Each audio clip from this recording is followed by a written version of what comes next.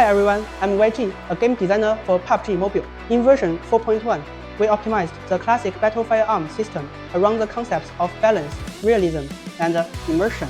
We believe many players have already experienced these changes in the game, but are you curious about the thinking behind it? Let's find out at the shooting range.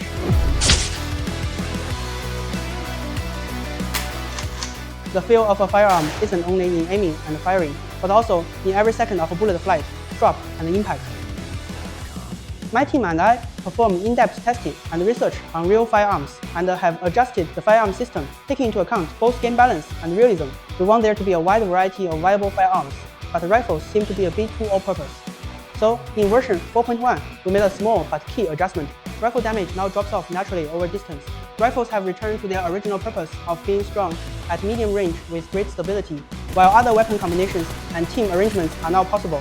For players who prefer fighting at long range, we've improved the feel of the SKS, SLR, and the Mark 14 designated marksman rifles to be more stable.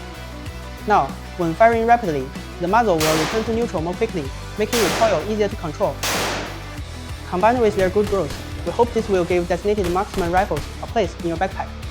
At the same time, we also re-evaluated shotguns at close range. Prior to this, the high fault tolerance and high lethal range of shotguns led to a lack of strategic play in close combat. So, we lowered their damage, and they now require a better judgment of distance and more precise control to use effectively, rather than simply emptying the magazine to win battles.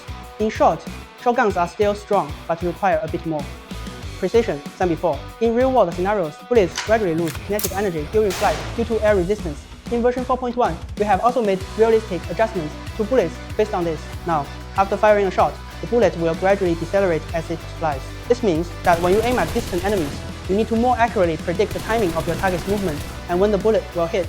This is a comprehensive test of timing, distance, and judgment. It may be a little uncomfortable at first, but once you master it, you will feel a greater sense of accomplishment from shooting and hitting.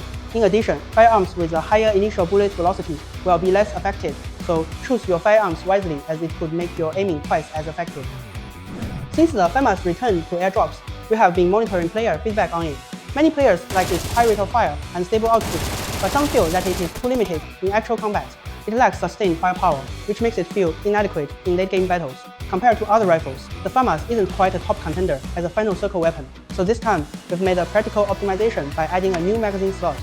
Now, it can use rifle magazines and mini drum mags.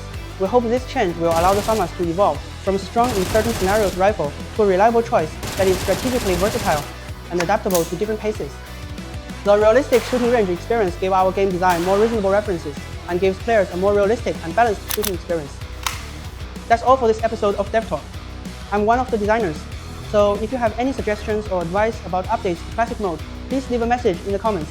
See you next time!